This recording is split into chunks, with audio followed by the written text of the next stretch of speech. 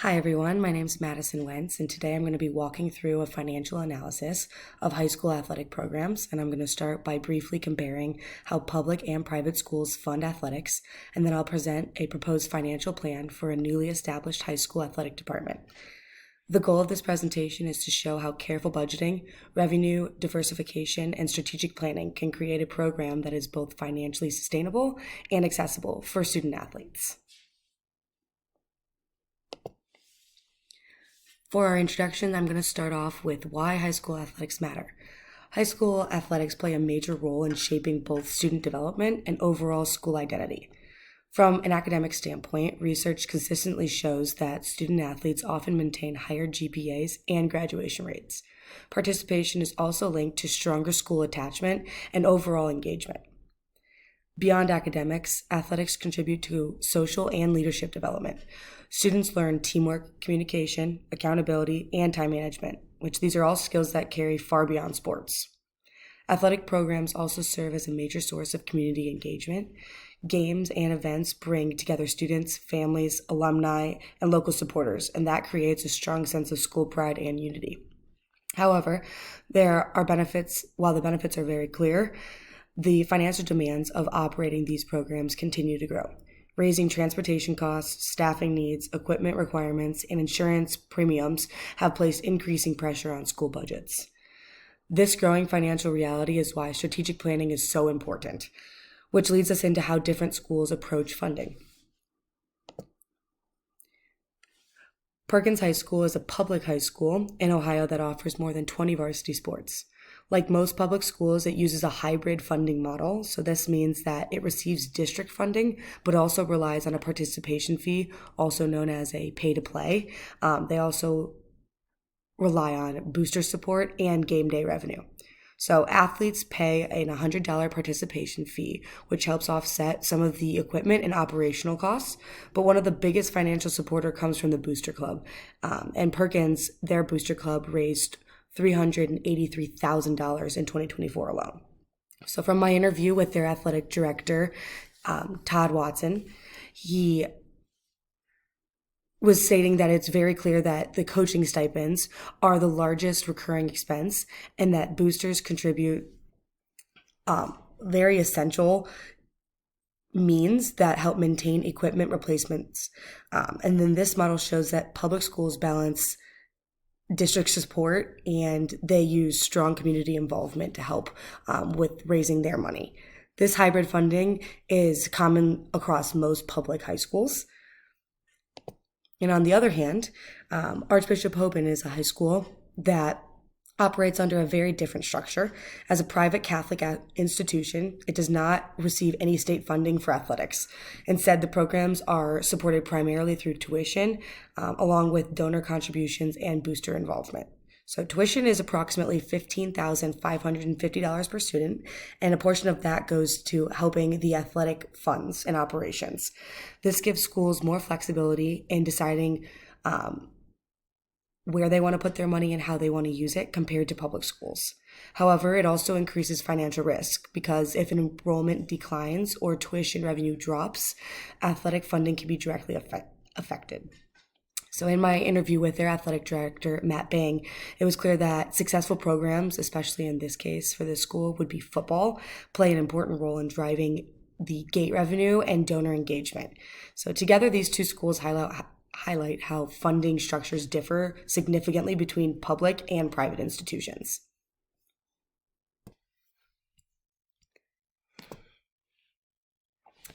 Nationally, high school athletic departments are experiencing a steady increase in operational costs across nearly every category. So transportation expenses have risen significantly due to the fuel prices, bus driver shortages, and longer travel for conference realignments.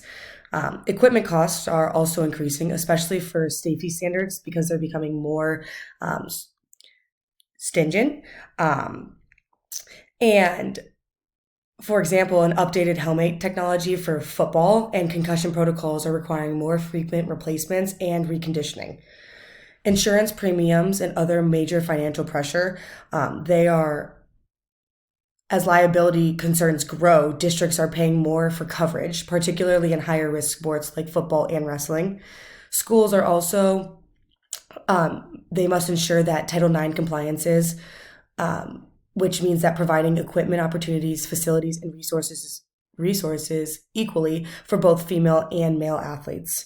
While this is essential and legally required, it often requires additional funding to maintain the balance that was already offset. And then to offset these rising costs, many districts have implemented the pay to play models, like Perkins had, which typically ranges from $100 to $500 for each athlete per season. This is not per year. This can happen multiple times if there's an athlete that does multiple sports in one year. So while these fees help stabilize athletic budgets, they also raise significant equity concerns. For families with multiple children or lower incomes, these costs can become a barrier to participation, which challenges the foundational purpose of educational athletics, which is to have access and opportunity for all students. So next we're going to go over the proposed financial plan that I came up with. And so for this proposal, I built a model that reflects a mid-sized suburban public high school with approximately 1,200 students. This enrollment size is large enough for the support to be comprehensive to the athletic department, but it's still small enough to require careful financial planning. And then I assumed that 40% of the students would participate in athletics, which aligns with the national participation trends in high school athletics. So that percentage reflects strong student engagement without inflating projections absurdly high. So at 40%, we would be exactly around 480 students participating in sports every academic school year. So this includes multi-sport athletes, but it does provide a realistic estimate for the budgeting purposes. So finally, I structured the program to include 20 varsity sports across fall, winters, and spring. So this number supports a broad participation opportunities, competitive balance, and Title IX compliance, while still being financially manageable with a public school framework. These assumptions serves as the foundation for the revenue and the expense projections that are about to follow. For the revenue model, I projected that the annual revenue for this athletic department totals around $852,000. The largest portion comes out of district allocations, which is around $450,000, which accounts for 53% of the total funding. This is very intentional. I think this is also very accurate with the models that we looked at earlier. This is as a strong district commitment provides stability. It promotes equity, and it ensures that athletes are treated with an educational extension rather than just self-funding these athletics. Booster contributions represent the second largest source, which is around $150,000 or 18% of the total budget. Booster organizations play a vital supplemental role, which they are not positioned as the primary financial driver, but will help us avoid the disparity between different sports. Participation fees are projected to generate $72,000. While these fees provide meaningful support, they're also kept to a level that avoids creating an excessive barrier between families, picking between participation and the money. Some additional diversified revenue sources can include ticket sales at $60,000, concessions at $45,000, sponsorships at $40,000, and then camps and clinics at $35,000. So each of these streams contribute an incremental value, and that spreads the financial risk across multiple areas. Overall, this diversified revenue structure reduces dependency on any one source, and it creates a more sustainable and a balanced financial model for any athletic department. And next, we're going to go over the expense model. So the projected expense total for the athletic department is $900,000, which the largest expense is coaching salaries, which is $380,000, and that makes up 42% of the budget. This shows that the staffing decisions have had the biggest impact on the overall finances due to salaries that are ongoing and consistent every year. Equipment and uniforms total $125,000. This includes sports-specific gear and safety requirements. Transportation is projected at $95,000, and this covers buses, fuel, travel, and that's throughout all 3 seasons within the school year. Officials' fees are estimated at $70,000, and they're necessary for game operations. The remaining $230,000 includes operational costs like athletic training services, insurance, facility upkeep, and general administrative needs. These may not be visible, but they are essential to running a safe and organized program. So when we compare the expenses of $900,000 to the projected revenue at $852,000, there is a $48,000 gap. While that sounds big, it is about 5% of the total budget, and I think that it's relatively small and could be managed through slight increases in sponsorships, camps, or in small adjustments within the first year. So overall, this model focuses on being realistic and sustainable rather than forcing the numbers to be perfectly balanced.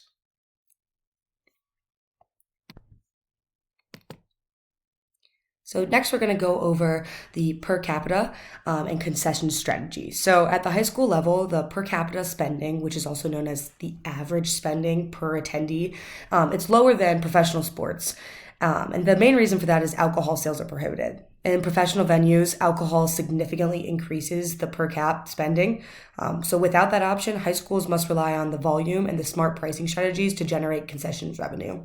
So concessions typically operate at a 200 to 400% markup, which makes them one of the strongest revenue opportunities in the athletic department. Even small increases in attendance can meaningfully impact that revenue. So schools are also faced with important operational decisions, whether to outsource concessions or to manage them in-house. Outsourcing reduces administrative burden and staffing concerns, but it limits the profit potential. Managing concessions internally can generate higher returns, but it requires volunteers, supervision, and inventory management. And then finally, a school must consider licensing royalties on branded merchandise, which typically range between 8 and 15%, while spiritware can be profitable.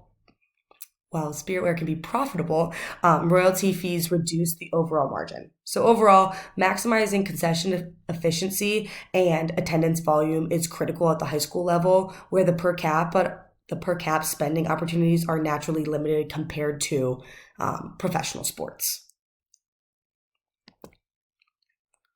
Now on to the strategic recommendations. So to ensure a long-term sustainability, several strategic priorities should guide athletic department decision-making. So first, the revenue streams should be diversified. Depending too heavily on one funding source, whether it's the district allocations, boosters, or like participation fees, that creates a lot of vulnerability within a program. A balanced model reduces financial risks and improves stability. Second, departments should limit over-reliance on the pay-to-play fees. While these fees provide helpful support, they should not become the primary funding mechanism. Accessibility is a core value of educational athletics, and excessive fees can limit participation to some families. Third, Title IX compliance. It must remain a central priority. Equality in participation opportunities, facilities, coaching access, and overall funding is not only legally required, but it's foundational to the mission of the school-based athletics. So long-term equipment replacement planning is also critical. Establishing a multi-year rotation for uniforms, helmets, and major equipment prevents unexpected budget spikes. So making sure that you have a rotation for when you're going to do those within your program, it improves financial predictability.